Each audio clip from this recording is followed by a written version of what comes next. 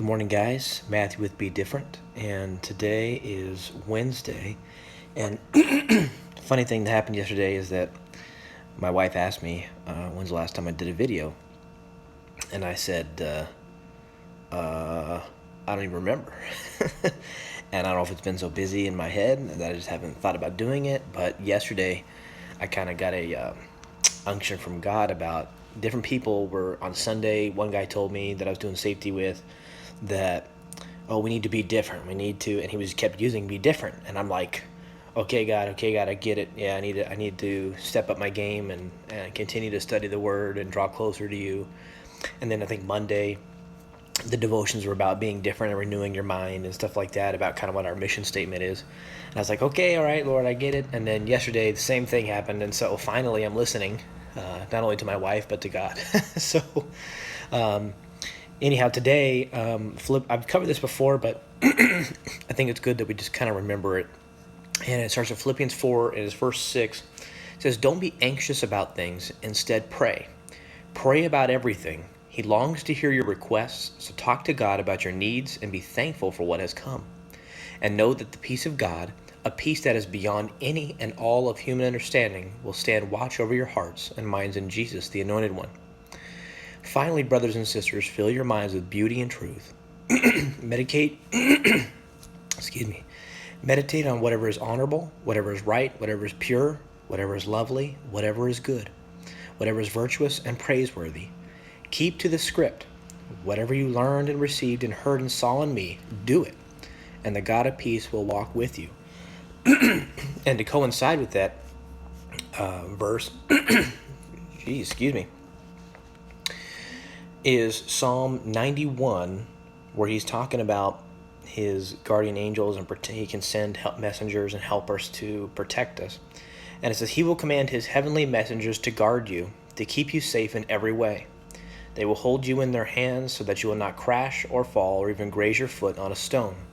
You will walk on the lion and the cobra. You will trample the lion and the serpent underfoot. Because he clings to me as God, in love, he will rescue him from harm. I will set him above danger, because he has known me by name. He will call on me and I will answer. I'll be with him through hard times. I'll rescue him and grant him honor.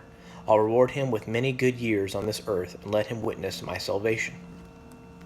Now, I find these interesting. So he's saying he's going to send his angels, his messengers, as he calls them in this particular version, to keep us safe. And so this tells us that God has an army of angels that can protect us, that can watch over us so that we don't stumble. And I truly believe that it's happened in my own life. I don't recognize every instance that it happens, but I know that it happens because God is faithful. And whether he sends his angels or himself, I'm protected regardless. Doesn't matter. And that goes back to the being anxious for nothing. I know in life, especially in my life, I get anxious. I'm like, okay, I don't see any change happening. And I feel like that I've waited forever for a change to happen. And forever for me could be, I don't know, a week, could be, several months, could be a year that I'm trying to see change. I'm trying to see growth. And I just don't see it. And maybe it's something that I need to grow. Maybe it's I'm needing to grow closer to God, to build my relationship with God, mend a relationship that I feel like I've had bitterness towards. Whatever it is preventing me from moving forward. And that's why God is saying be anxious for nothing, because he's trying to mold us and shape us, maybe even protect us with his angels, because maybe we're trying to make a decision that would be harmful or dangerous. And we don't always know the answers, but the Holy Spirit is there to show us the answers and what we need for the moment. And he will guide your mouth. He will guide your thoughts. We just have to rest in him. And I know I've talked about this before, but I struggle with it probably more than anybody that I know or that anyone's willing to admit. My wife knows I struggle with it, so she at times reminds me, hey, just be patient. Hey, just relax.